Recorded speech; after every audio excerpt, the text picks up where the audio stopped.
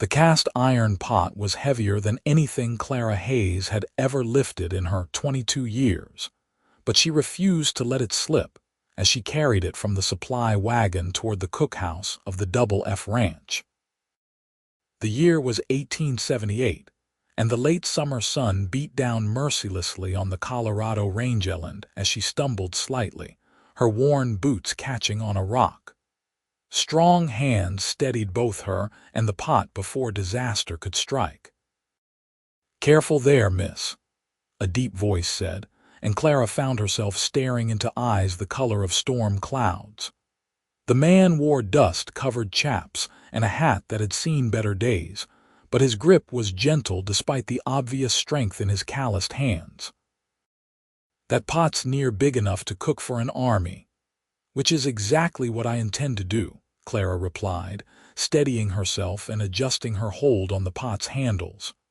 "I am the new cook here, and I will not start my first day by dropping the supplies." The cowboy stepped back, tipping his hat. "Nathan Foster, foreman of this outfit. And you would be Miss Hayes, the lady Mr. Henderson hired from Golden." "Clara Hayes," she confirmed, finally getting a proper look at the man who had caught her. He was tall, probably in his mid-20s, with sun-bronzed skin and dark hair that curled slightly at his collar. A scar traced a thin line along his jaw, giving him a rugged appearance that made her heart skip unexpectedly. She pushed the feeling aside. She was here to work, to earn enough money to save her family's failing farm back east, not to moon over handsome cowboys. Nathan gestured toward the cookhouse, a sturdy wooden building that sat apart from the bunkhouse and main ranch house. "Let me help you with that." Old Bill, our last cook, kept things simple, but the boys have been complaining something fierce since he retired last month. Henderson's wife has been doing the cooking, but she has her hands full with their 3 children and the household. Clara allowed him to take one side of the heavy pot as they walked together toward the cookhouse. "I hope I can meet everyone's expectations. My mother taught me to cook for large groups. We used to run a boarding house in Pennsylvania before hard times hit. If you can make anything that doesn't taste like boot leather, you will be a welcome sight," Nathan said with a smile that transformed his serious face into something almost boyish. "We have 15 hands on this ranch, plus the Hendersons and their family. Can you manage that many?" "I can manage 30 if needed," Clara said with more confidence than she felt. The truth was, she needed this job desperately. Her father had died 2 years ago, leaving debts that had swallowed their boarding house. Her mother and younger siblings depended on the money Clara could send home. Failure was not an option. The cookhouse was better equipped than she had expected. A large wood-burning stove dominated one wall, and shelves lined with supplies took up another. A long table with benches ran down the center of the room, scarred from years of use but clean. Someone had swept recently, and the windows let in good light. "Mr. Henderson is particular about keeping things proper," Nathan explained, setting the pot down on the stove. "His wife, Margaret, she made sure this place was cleaned top to bottom before you arrived." "They are good people to work for," Clara nodded, already taking stock of the supplies. Flour, cornmeal, dried beans, salt pork, coffee, molasses, and various other staples lined the shelves. It was basic fare, but she could work with it. Her mother had taught her that simple food, prepared with care, could satisfy even the pickiest eater. "Supper is at sundown," Nathan said, moving toward the door. "The boys will come in hungry, so make plenty. They work hard and they eat harder." After he left, Clara stood in the center of her new domain and took a deep breath. She had perhaps 4 hours until she needed to have supper ready. Unpacking her personal belongings could wait. First impressions mattered, and she intended to make a good one. She had brought one precious possession from home, her grandmother's recipe for beans and cornbread. It was simple, but the secret was in the preparation. The beans needed to be soaked properly, seasoned with just the right amount of salt pork and molasses, and cooked slow and low. The cornbread required buttermilk, which she hoped she could get from the ranch's dairy, and a hot oven to give it that perfect golden crust. Clara tied on her apron and got to work.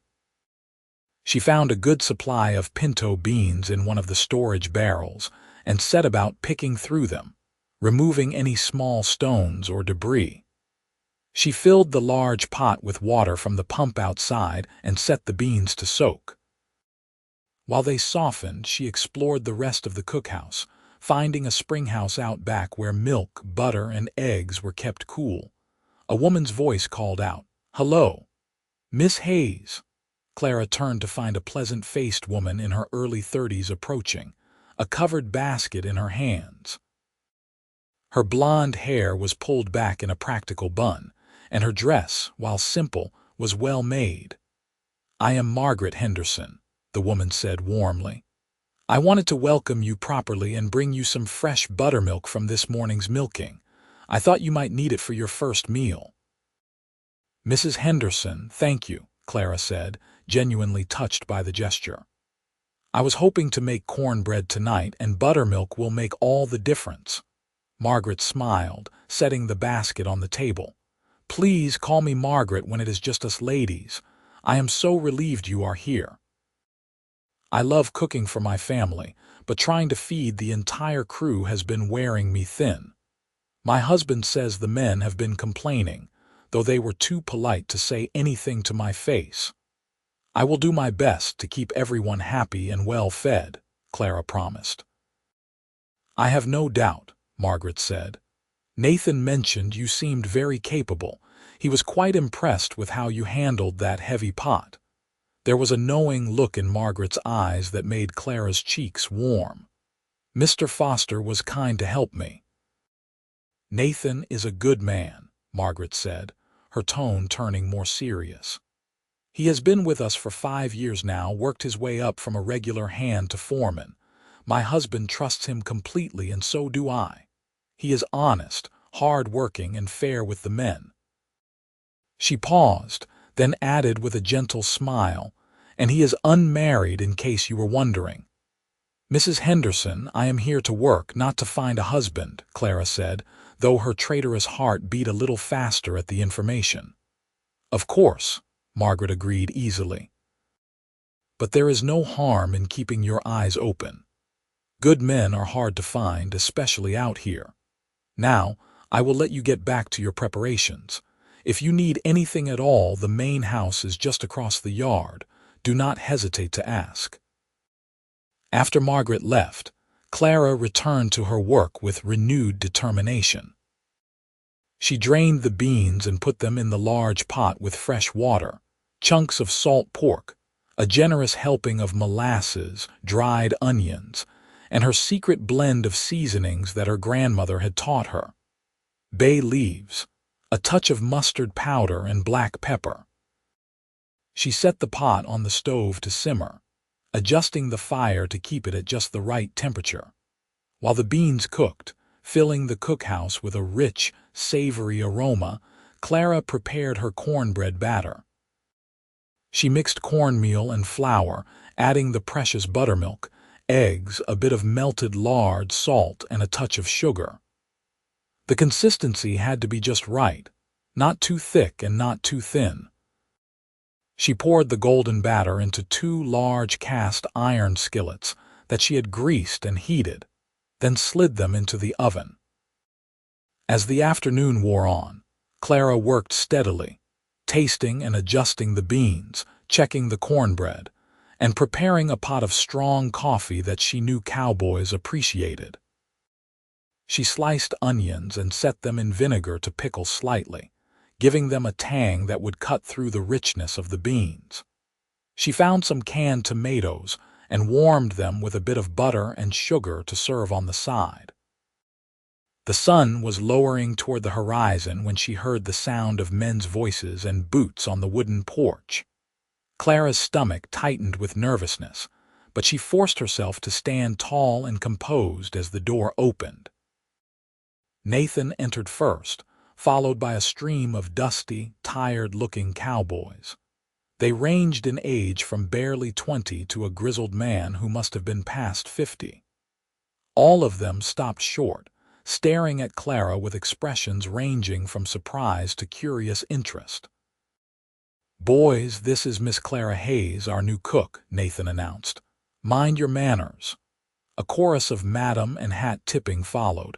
Clara smiled and gestured toward the table. "Please sit down. Supper is ready." The transformation was immediate. The men practically fell over themselves to wash up at the basin by the door before taking their seats.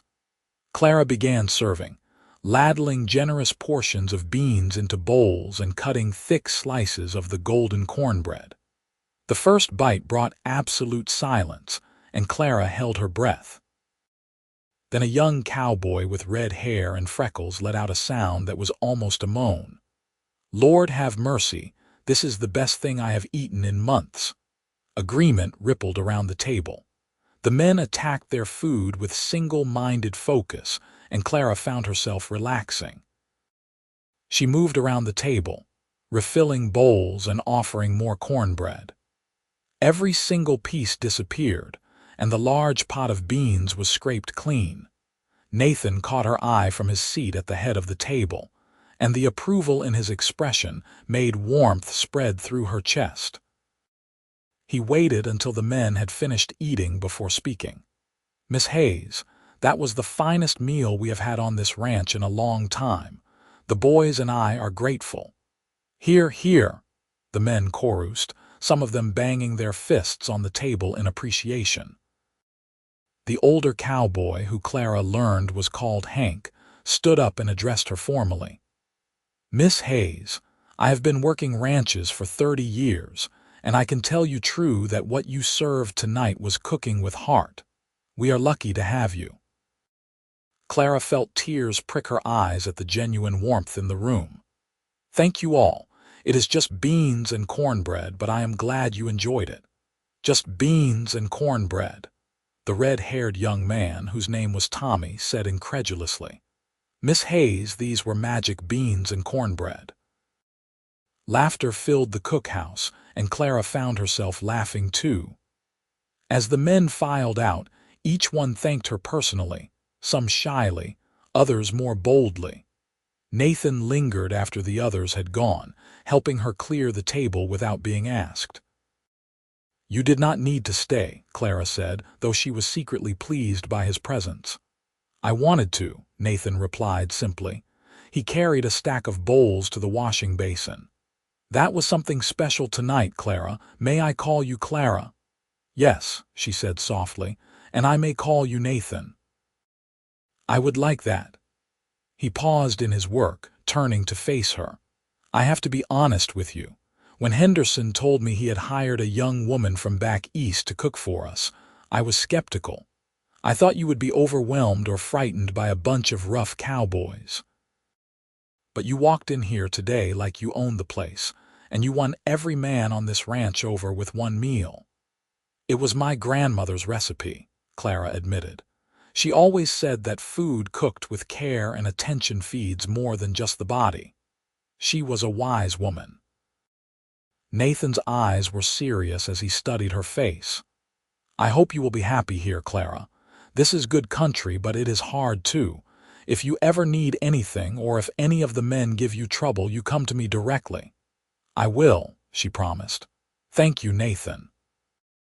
He nodded and settled his hat back on his head. "Good night, Clara. I will look forward to breakfast." After he left, Clara finished cleaning up, her mind swirling with thoughts. She had expected to simply do a job and send money home. She had not expected to feel this instant connection, this pull toward a man she had just met. It frightened her a little, but it also felt right in a way she could not explain. The small room attached to the cookhouse was to be her living quarters. It was simple but clean, with a narrow bed, a chest of drawers, a washstand, and a small window that looked out toward the mountains. Clara unpacked her few belongings, hanging her 2 spare dresses on pegs and arranging her mother's letters in the drawer. She kept her grandmother's recipe book on the small table by her bed, running her fingers over the worn cover. "I hope I am doing the right thing, Grandma," she whispered to the empty room. "I hope this is where I am meant to be." Sleep came surprisingly easily, and Clara dreamed of storm-gray eyes and a smile that made her heart race. The next weeks fell into a comfortable rhythm. Clara rose before dawn to prepare breakfast, served dinner at noon, and had supper ready at sundown.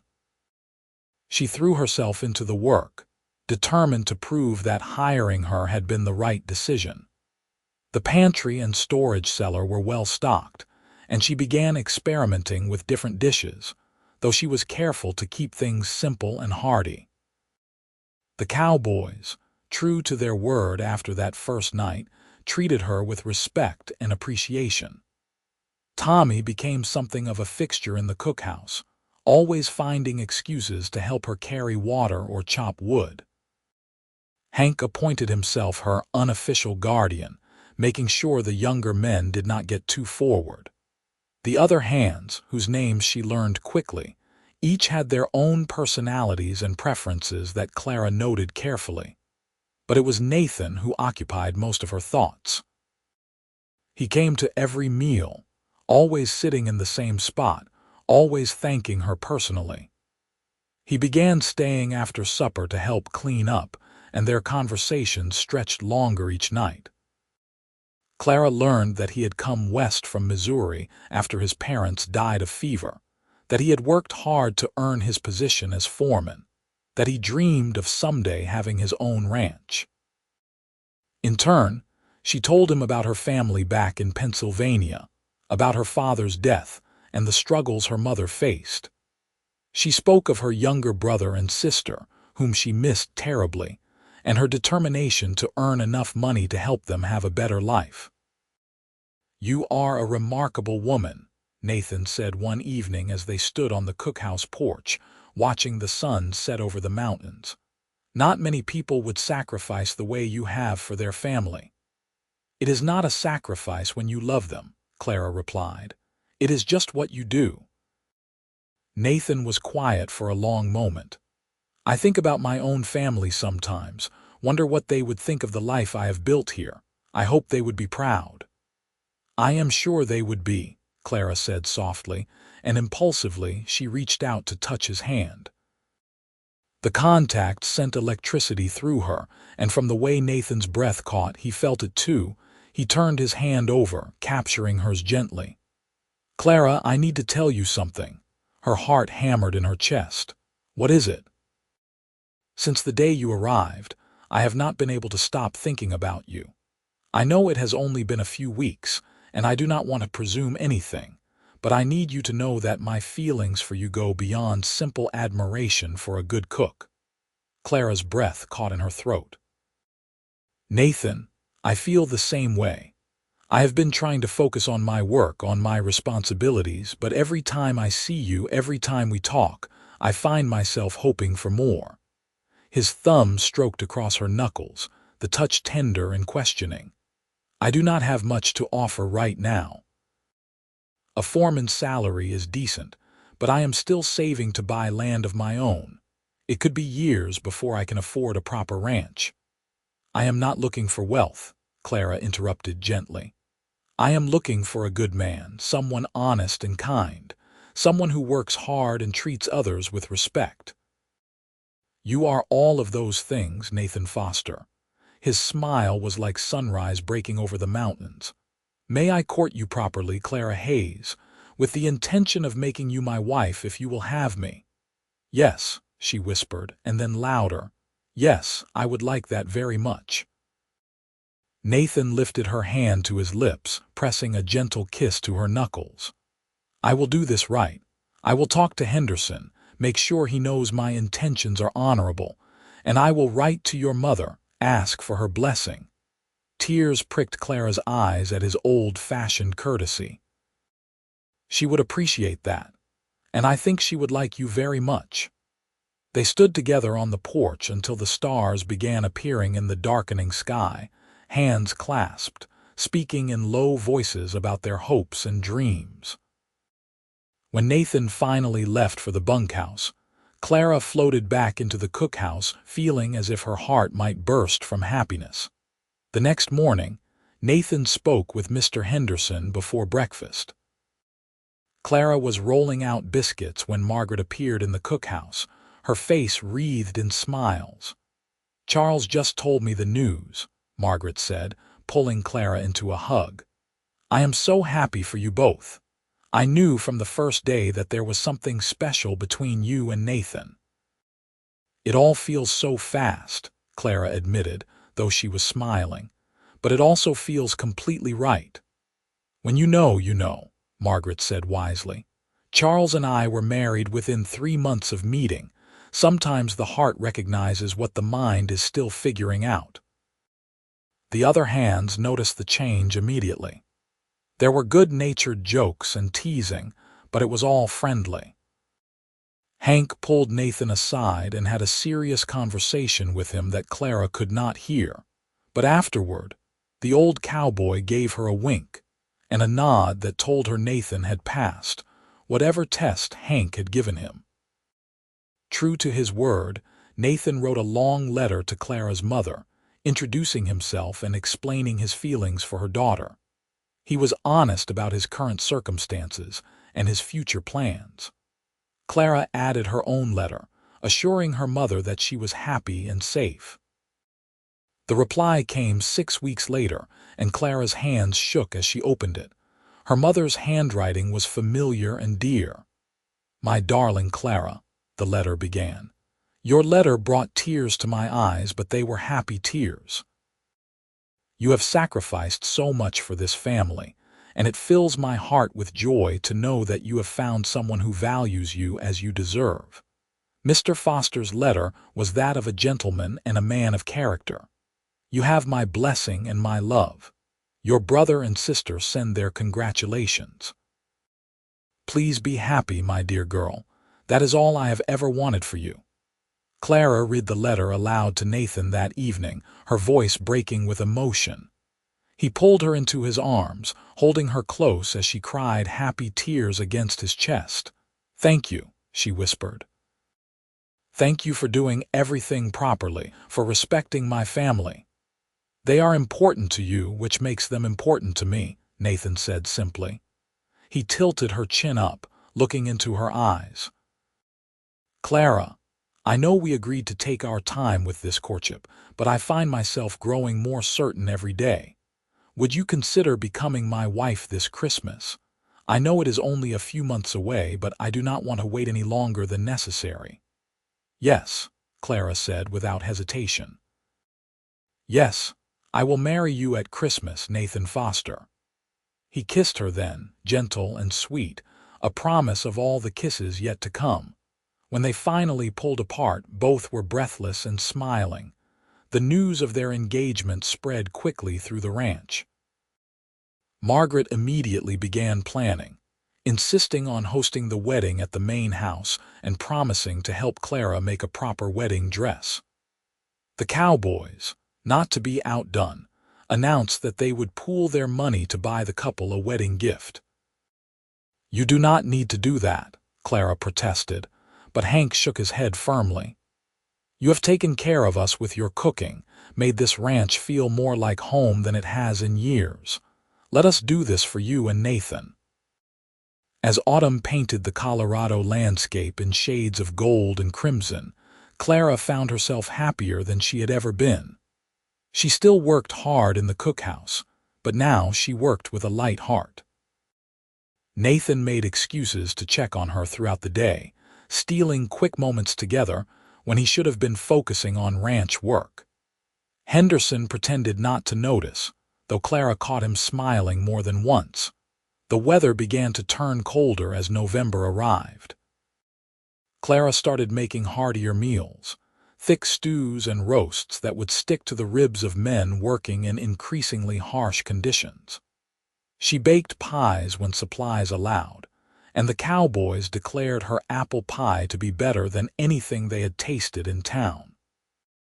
One Saturday, Nathan borrowed Henderson's wagon and took Clara into Golden to buy supplies and let her pick out fabric for her wedding dress.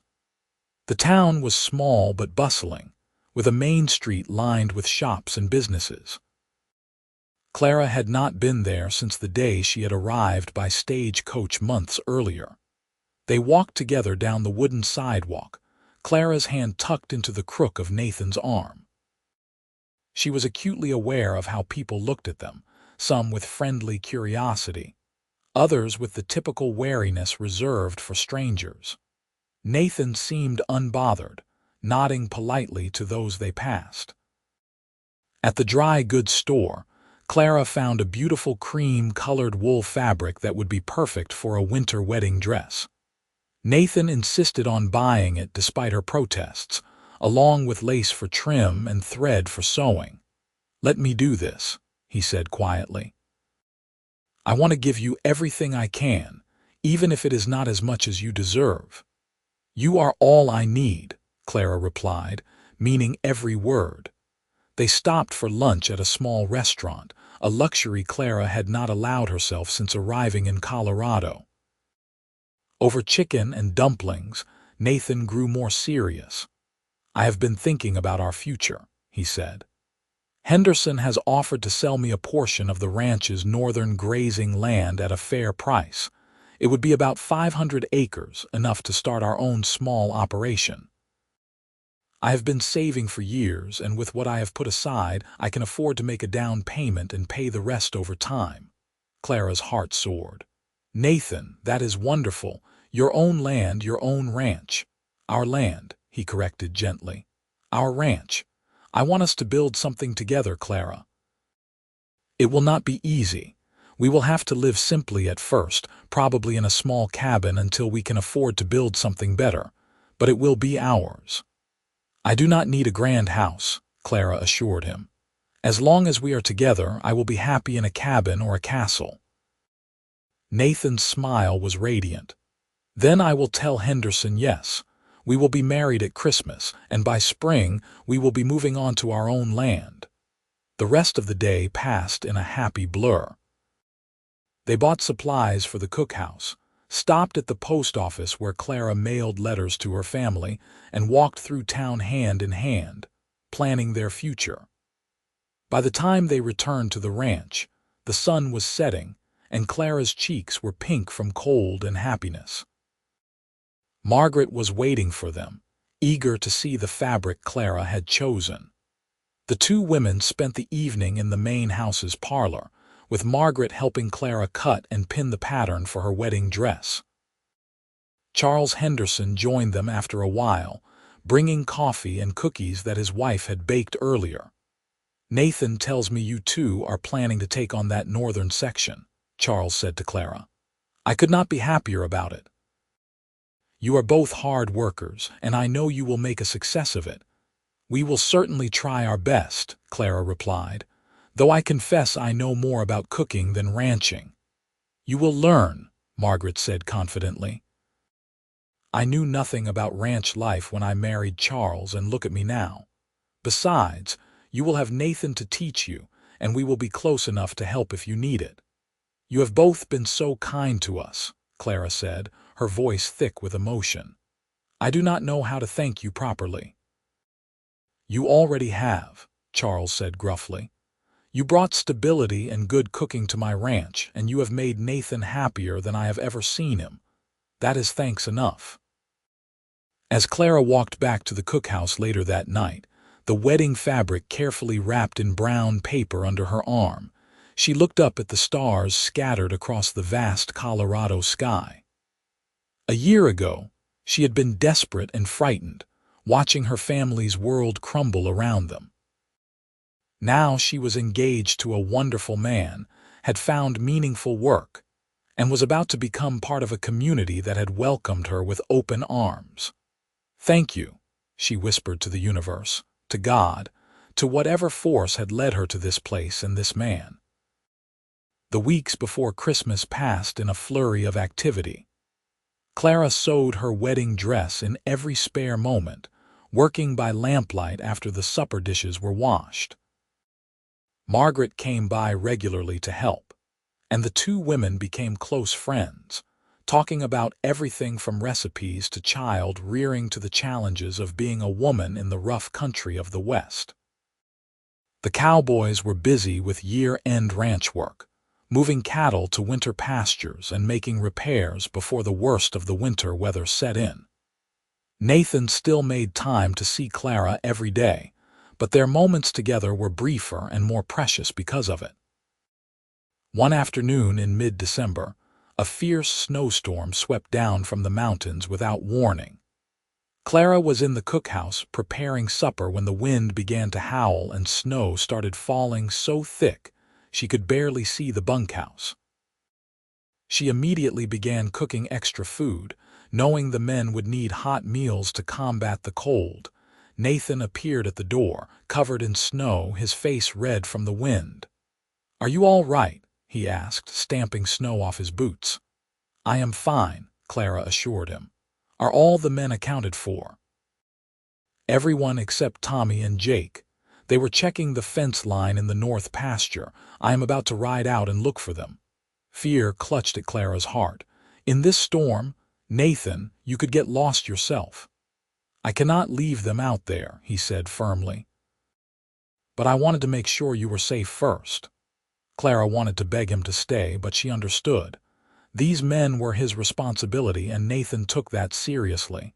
Instead, she quickly packed a bag with food and a flask of hot coffee. "Take this, and please, please be careful." Nathan kissed her quickly, hard. "I will come back to you. I promise." She watched from the cookhouse window as Nathan and 3 other cowboys rode out into the storm, disappearing almost immediately into the white curtain of snow. Time seemed to crawl as she waited, keeping the stove hot and coffee ready. Margaret came over from the main house, and the two women waited together, not speaking much but drawing comfort from each other's presence. It was nearly dark when Clara heard shouting. She and Margaret rushed to the door to see the cowboys returning, Nathan leading a horse with Tommy slumped in the saddle. Jake rode behind one of the other men, clearly exhausted but upright. Clara and Margaret helped get the 2 young men inside. Tommy's hands were dangerously cold, and Clara immediately set about warming them carefully, knowing that too much heat too fast could cause damage. Margaret did the same for Jake. Nathan and the other men crowded into the cookhouse, all of them cold and exhausted. "We found them holed up under an outcropping of rocks," Nathan explained, his voice hoarse from the cold. "They had the sense to stay put when the storm hit, but they would not have lasted the night out there."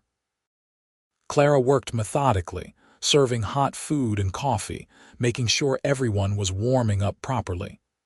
Tommy's hands began to regain color, and he looked at Clara with tears in his eyes.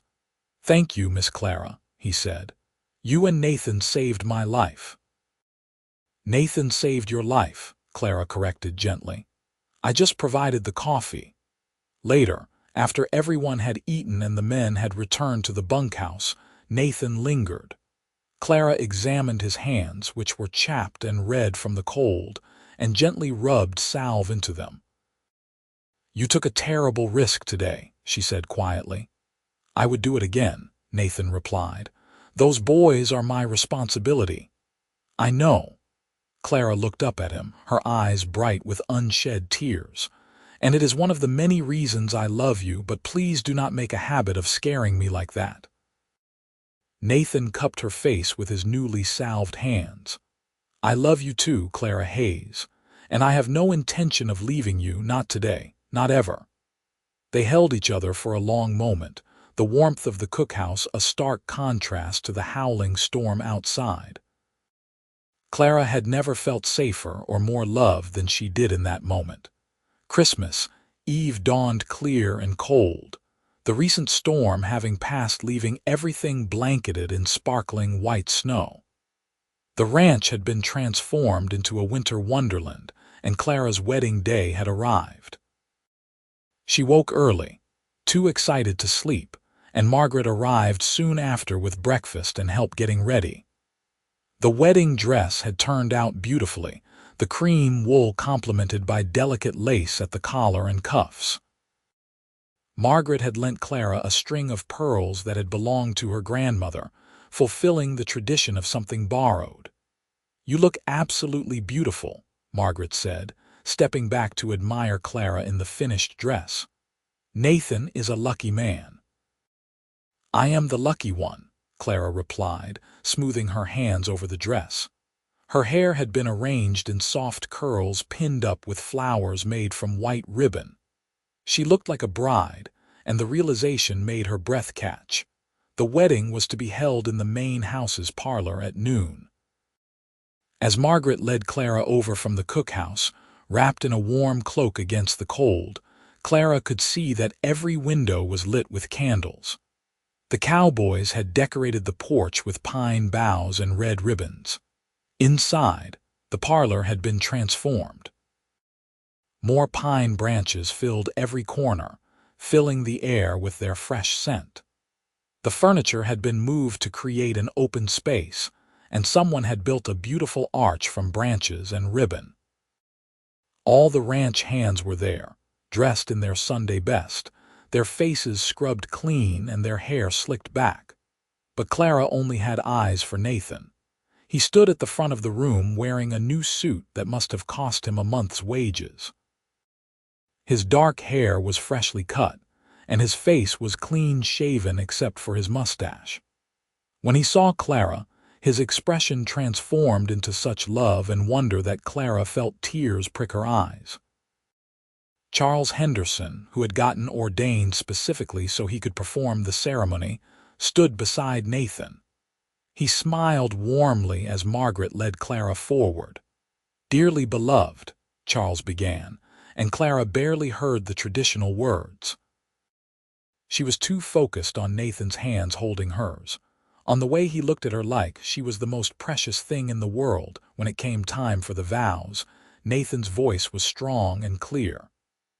"I, Nathan Foster, take you, Clara Hayes, to be my lawfully wedded wife. I promise to love you, protect you, and stand by your side through whatever life brings us. I promise to work hard to build a good life for us, and to honor you all the days of my life." Clara's voice shook with emotion as she responded. "I, Clara Hayes, take you, Nathan Foster, to be my lawfully wedded husband. I promise to love you, support you, and be your partner in all things. I promise to build a home with you and to honor you all the days of my life." The ring Nathan slipped on her finger was simple gold, but to Clara, it was more valuable than diamonds. When Charles pronounced them husband and wife and Nathan kissed her, the Cowboys cheered and whistled, making them both laugh against each other's lips. The celebration that followed was joyous and loud. Margaret had prepared a feast with Clara's help over the previous days, and someone had brought out a fiddle. There was dancing and laughter, and Clara was passed from one cowboy to another, as they all demanded a dance with the bride. But it was Nathan's arms she returned to again and again, and when they finally slipped away from the party as evening fell, no one tried to stop them. The Cowboys had fixed up one of the small line cabins as a wedding gift, stocking it with firewood and supplies, so the newlyweds could have a few days of privacy. The cabin was small but cozy, with a fire already burning in the fireplace and quilts piled on the bed. Someone had left wildflowers in a jar on the table, and there was food and coffee for breakfast. Nathan carried Clara over the threshold, both of them laughing, and set her down gently. "Welcome home, Mrs. Foster." "Mrs. Foster," Clara repeated, savoring the sound of her new name. "I like the sound of that." They stood together in the firelight, and Nathan slowly unpinned Clara's hair, letting the curls fall around her shoulders. "You were the most beautiful bride in the world," he said softly. "And you were the most handsome groom," Clara replied, reaching up to loosen his tie. What followed was tender and sweet, two people discovering each other with love and care. They had waited for this moment, done everything properly, and now they could finally be truly together. The cabin was warm, the night was long, and they had the rest of their lives stretching out before them. The days after the wedding passed in blissful contentment. Nathan and Clara spent their brief honeymoon at the Line cabin, talking for hours, making love, and planning their future. When they returned to the ranch, it was as husband and wife, ready to start their new life together. Clara moved out of the cookhouse quarters and into Nathan's room in the foreman's house, a small cottage that sat between the main house and the bunkhouse. It was modest but comfortable, with 2 rooms and a real wood floor. Clara immediately set about making it a home, hanging curtains and arranging their few possessions. She continued cooking for the ranch hands, but now Margaret helped her more often, and the 2 women developed an even closer friendship. Nathan still worked as foreman, but he spent evenings with Henderson planning for the purchase of the northern land and what they would need to start their own operation. Winter deepened, bringing more snow and cold temperatures that kept everyone close to home. The ranch work slowed to essential tasks, and the long evenings gave Nathan and Clara time to simply be together. They read by firelight, played cards, and talked about everything and nothing. Clara had never been happier. In February, Clara began to suspect she might be pregnant. She waited to be sure before telling Nathan, barely containing her excitement. When she finally confirmed it with Margaret's help, she planned a special supper for Nathan, making all his favorite foods. "What is the occasion?" Nathan asked, looking at the laden table with surprise. They usually ate simply, saving the fancier meals for the cookhouse. "Sit down," Clara said, her smile so wide it hurt her cheeks. "I have something to tell you." Nathan sat, his expression shifting to concern. "Is everything all right?" "Everything is wonderful," Clara assured him. She took his hands in hers. "Nathan, we are going to have a baby. You are going to be a father." For a moment, Nathan just stared at her, and Clara's heart skipped with sudden worry. Then his face broke into the most joyous smile she had ever seen. He stood up so fast his chair fell over, pulling Clara into his arms and spinning her around. "A baby," he shouted. "We are having a baby," he set her down carefully, suddenly worried. "Was that too rough? Did I hurt you? Should you be sitting down?" Clara laughed, tears streaming down her face. "I am fine. I am pregnant, not made of glass." Nathan knelt beside her chair, placing his hand gently on her still flat stomach. "Our child," he said with wonder. "Clara, I promise I will be the best father I can be. I will work hard and provide for you both. I will teach our child to be honest and kind, to work hard and treat others with respect." "I know you will," Clara said, running her fingers through his hair. "You are already a good man, Nathan Foster. You will be a wonderful father." The news spread through the ranch the next day, and the celebration rivaled their wedding. Margaret hugged Clara for a long time, tears in her own eyes. The Cowboys were alternately excited and protective, suddenly treating Clara like she might break.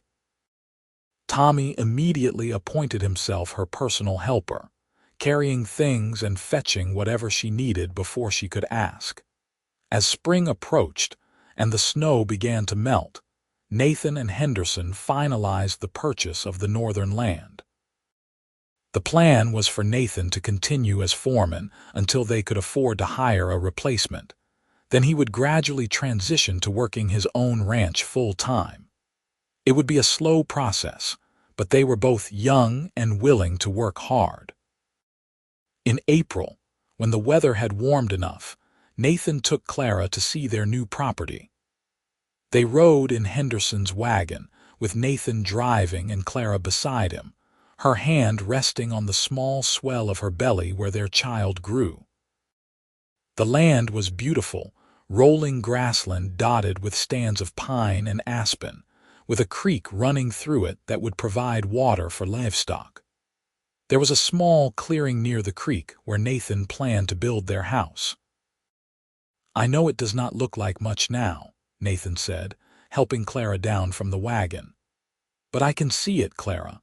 I can see our house right there with a porch where we can sit in the evenings, a barn over there for the horses and cattle, maybe a garden where you can grow vegetables."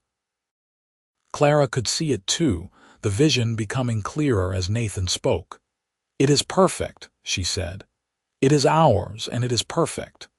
They spent the afternoon walking the land, Nathan pointing out property boundaries and talking about his plans. Clara listened, occasionally offering suggestions, feeling her love for this man grow even deeper.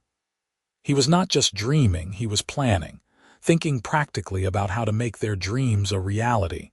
As they prepared to leave, Clara took one last look at the land that would be their home. "Our child will grow up here," she said softly. "Running through these fields, playing by that creek. What a wonderful childhood that will be." Nathan wrapped his arms around her from behind, his hands resting on her belly beside hers. "We will give our children everything we can," he promised. "Love, security, and the freedom to dream their own dreams." "Children?" Clara asked, turning in his arms to look at him. "Plural," Nathan grinned. "Well, I was hoping for at least 3 or 4, but only if you are willing, of course," Clara laughed. "Let us see how the first one goes, and then we will discuss adding more." The spring and summer passed in a flurry of activity. Nathan and several of the ranch hands began building a small cabin on the Foster property, working weekends and evenings to get it ready before the baby arrived. It was simple, just 3 rooms, but it was sturdy and well built, and Clara loved every nail and board. She continued cooking for the ranch, though Margaret insisted she take more breaks as her pregnancy advanced. Clara's belly swelled steadily, and by August she was moving more slowly, her back aching and her ankles swelling in the summer heat. "I feel like a cow," she complained to Margaret one afternoon, fanning herself on the cookhouse porch. "You look beautiful," Margaret assured her. "Pregnancy suits you. You are glowing." "I am sweating," Clara corrected, but she smiled. Nathan was attentive to the point of being overprotective. He checked on her constantly, worried about her overworking herself. Clara found it both endearing and occasionally frustrating, but she knew it came from love. In September, as the aspen trees began turning gold, Clara went into labor. It started in the early morning, a cramping in her lower back that gradually intensified. Margaret was there immediately, having stayed at the ranch for the past week in anticipation. She sent Tommy running for the doctor in Golden while she helped Clara to the bed. Nathan paced outside like a caged animal, forbidden from the room by Margaret's firm orders. The labor lasted through the afternoon and into the evening, and Clara had never experienced such pain. But Margaret coached her through it, holding her hand and wiping her forehead with cool cloths. When the doctor finally arrived, he examined Clara and pronounced that everything was progressing normally. "First babies take their time," he said calmly. "She is doing fine." As night fell and the stars appeared, Clara bore down with all her strength, following the doctor's instructions. And then, in a rush and a cry, their baby entered the world.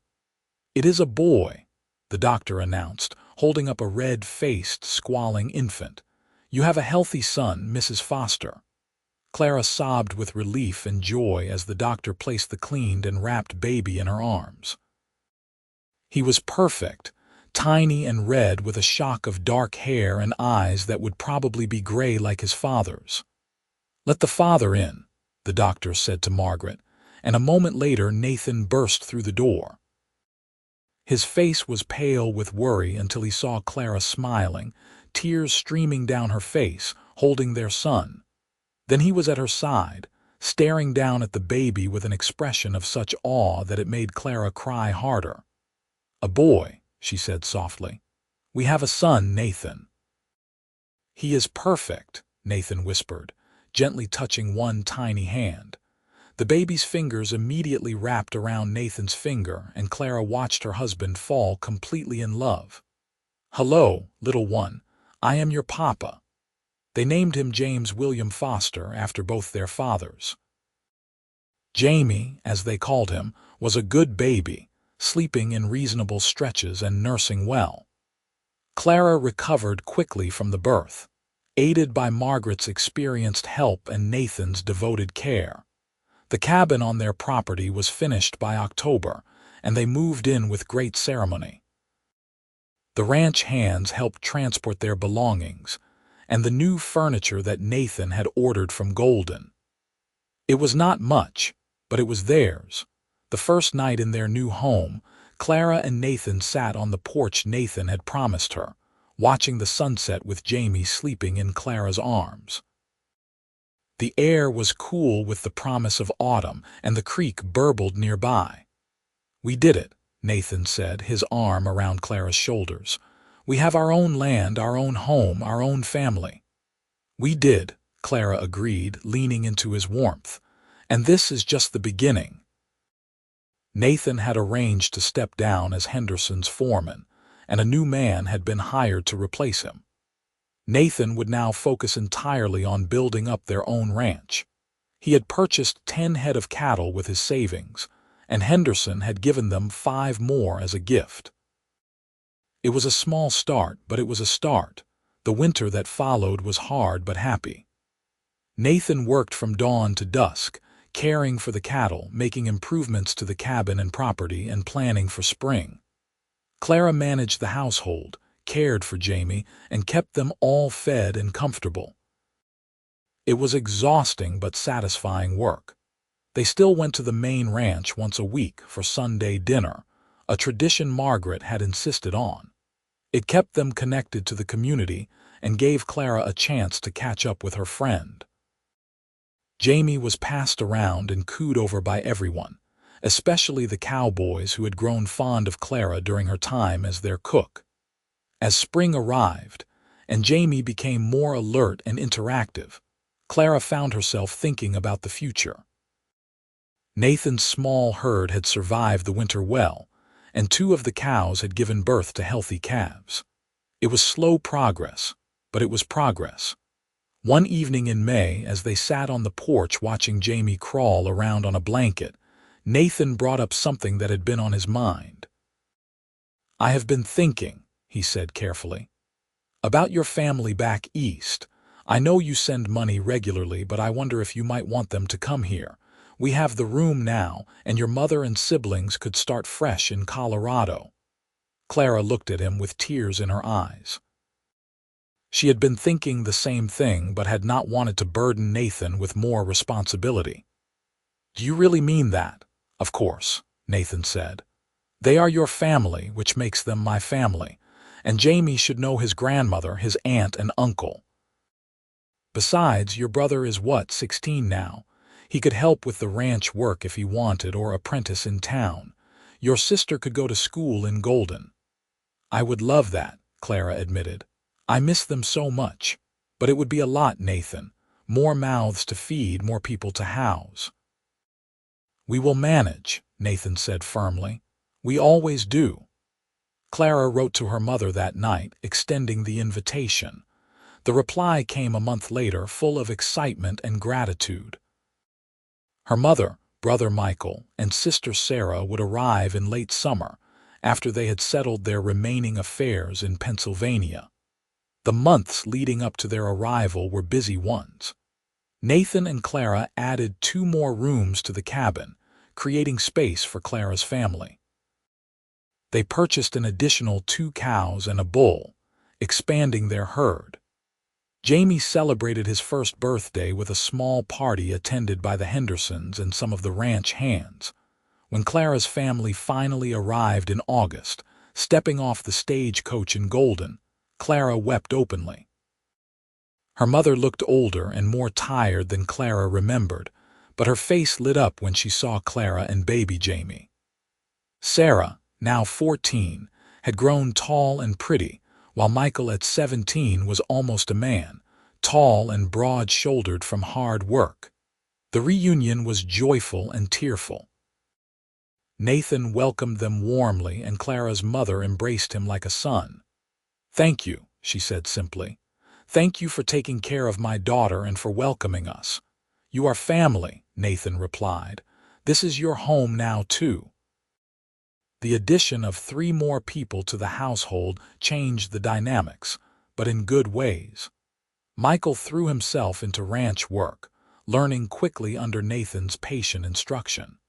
He had a natural way with animals and a strong work ethic. Sarah helped Clara with household chores and doted on Jamie, who adored his young aunt. Clara's mother, whose name was Helen, took over much of the cooking, freeing Clara to help more with the outside work. She also sewed and mended, kept the house organized, and generally made life easier for everyone. The evenings became livelier, with more voices around the dinner table and more laughter filling the cabin. That winter was easier than the previous one, with more hands to share the work.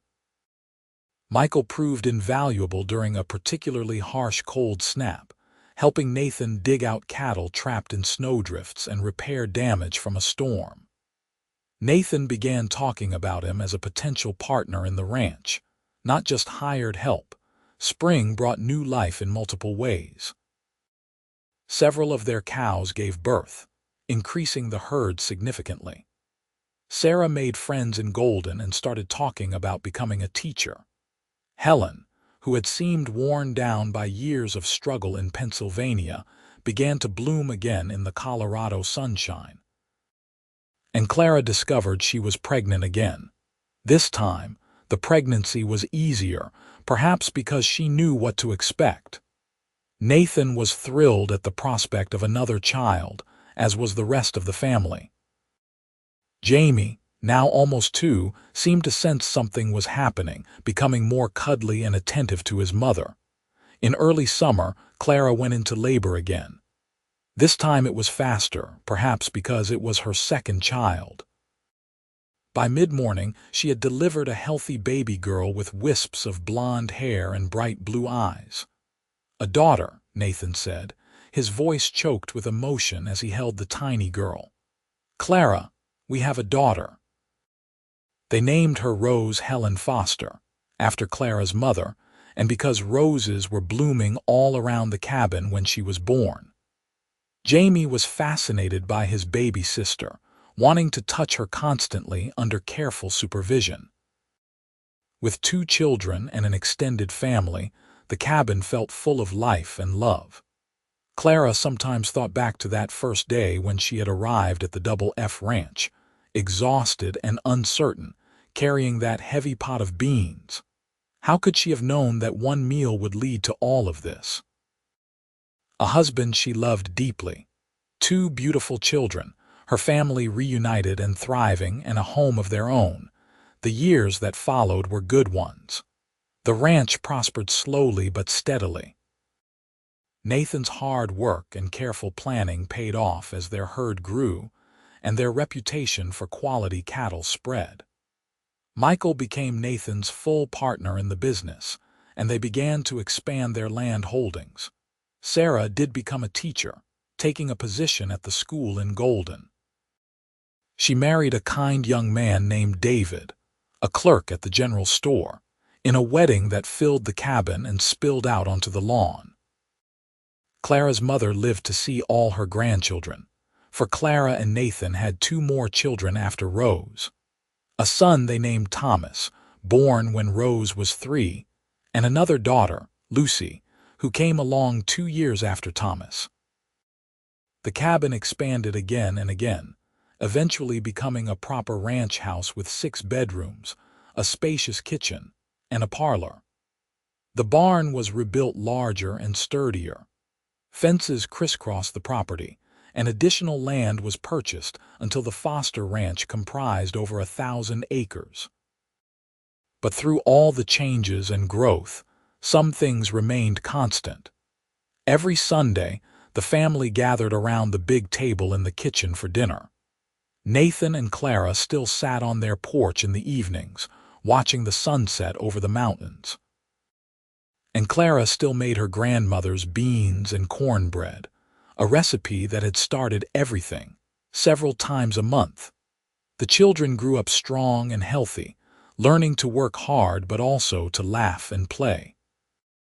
Jamie developed his father's serious nature and love of ranching, while Rose was adventurous and bold, often getting into mischief. Thomas was quiet and thoughtful, showing an early aptitude for numbers that would eventually lead him to handle the ranch's finances. Lucy was the baby, sweet-natured and affectionate, who loved helping her grandmother and mother in the kitchen. On their 10th wedding anniversary, Nathan surprised Clara with a gift. He had commissioned a local craftsman to make a beautiful wooden sign that now hung over their gate. Foster Ranch, Est. 1878. The year we met, Nathan explained, wrapping his arms around Clara as they looked at the sign. The year my life truly began. Clara turned in his arms, her hand coming up to cup his face. There was gray in his hair now and lines around his eyes from squinting into the sun, but to her, he was as handsome as the day she had first seen him. The year we both began, she corrected. I was so scared that day, carrying that ridiculous heavy pot, certain I would fail at this job and have to go home in defeat. And then you caught me. I will always catch you, Nathan promised, kissing her softly. Life was not without its challenges. There were droughts that tested their resources, harsh winters that took their toll on livestock, and the normal struggles of raising a family and running a business. But through it all, Nathan and Clara faced everything together, their partnership growing stronger with each passing year. Henderson and Margaret remained close friends, their children growing up alongside the foster children. The old ranch hands, including Hank and Tommy, became like family, always welcome at the foster table. The community in Golden embraced them, and the foster name became synonymous with hard work, integrity, and hospitality. When Clara turned 40, she looked around at the life she had built and felt overwhelming gratitude. Her mother, now in her 60s, still lived with them, though she moved more slowly these days. Sarah had 3 children of her own and lived in Golden with David. Michael had married a sweet girl from town named Emma, and they lived in a house on the ranch property, Michael still working as Nathan's partner. The foster children ranged in age from 18 to 10, all of them healthy and happy. Jamie was courting a rancher's daughter from the neighboring spread, and Clara suspected an engagement was coming soon. Rose wanted to go to Denver for teacher's training, much to Clara's mixture of pride and trepidation. Thomas and Lucy were still at home, filling the house with energy and noise. And Nathan, her Nathan, was still the steady, loving presence he had always been. Their love had deepened over the years, maturing from the passionate excitement of young romance into something richer and more enduring. They knew each other completely, finishing each other's sentences and communicating with looks across crowded rooms. One evening, as they sat on their porch watching the sunset, a tradition they had maintained through all the years, Nathan took Clara's hand. "You ever regret it?" he asked. "Staying here, marrying me, building this life. You could have gone back east, found an easier path." Clara looked at him in surprise. "Regret? Nathan Foster, I have never regretted a single moment. You gave me everything I never knew I wanted. Love, family, a home, purpose. This life, this ranch, these children, they are everything." "I think about that first day sometimes," Nathan admitted. "How close I came to not going to the supply wagon when I did. If I had been 5 minutes later, someone else might have helped you with that pot. Someone else might have tasted your beans and cornbread and fallen in love. But it was you," Clara said softly. It was always meant to be you. From the moment you caught that pot and looked at me with those gray eyes, my heart knew. Maybe my head took a little longer to catch up, but my heart knew immediately. Nathan pulled her close, and they sat together in comfortable silence as the sky turned pink and gold and finally purple. From inside the house, they could hear laughter and the sounds of their family moving about. It was a symphony of home, of life fully lived, of love given and received. Jamie and Rose eventually married and had families of their own. Thomas went to university in Denver to study business, but always returned to the ranch, bringing his education to bear on expanding and modernizing the operation. Lucy married a doctor and moved to Golden, but she visited often with her children. As the years turned into decades, Nathan and Clara grew old together. Their hair turned gray, then white. Their hands became gnarled with arthritis, but they still held tight to each other. They moved more slowly, but they still took walks around the property they loved. The ranch passed primarily to Jamie, and then to his son, though all the children maintained connections and stakes in it. The Foster name became well known throughout Colorado ranching circles, a legacy of integrity and quality that Nathan and Clara had built from scratch. On their 50th wedding anniversary, the family threw a massive celebration. Children, grandchildren, and great-grandchildren filled the ranch house and spilled out onto the lawn. Friends from Golden and surrounding ranches came to celebrate the couple who had started with nothing but love and determination, and built an empire. Clara, her hair now snow-white but her eyes still bright, stood beside Nathan as they cut into an enormous cake. Someone called for a speech, and Nathan, his voice still strong despite his 75 years, stood to address the crowd. 50 years ago, I was a young foreman with big dreams but no clear path to achieving them. Then a young woman arrived at the ranch, carrying a pot nearly as big as she was, determined to prove herself. She made one pot of beans and cornbread, and every man on that ranch, myself included, was hers after supper. Laughter rippled through the crowd and Clara blushed, still able to be charmed by her husband after all these years. But more than that, Nathan continued, his eyes finding Clara's, she gave me everything. She worked beside me to build this ranch. She gave me 4 incredible children who have given us grandchildren and great-grandchildren. She has been my partner, my best friend, my love, and my life for 50 years. Clara, you are the best thing that ever happened to me, and I would do it all again in a heartbeat. Clara stood and moved to stand beside him, her hand finding his automatically. And I would catch that pot again, she said, her voice carrying despite its age. Every time. They kissed to thunderous applause and cheering, and as Clara looked out at the sea of faces, all of them connected to her and Nathan in some way, she felt complete joy. This was what life was about.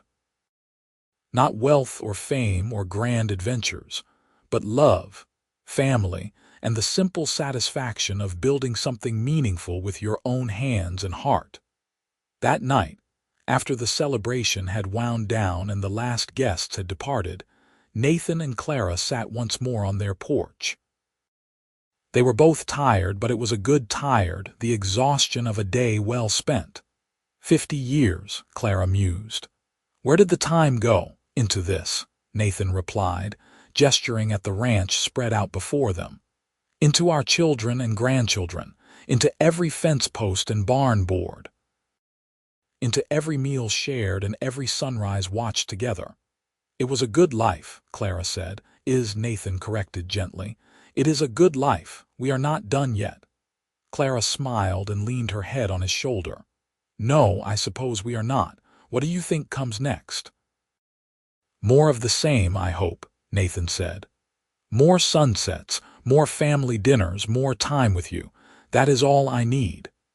They sat in comfortable silence, Two people who had found each other against all odds and built a life that exceeded their wildest dreams.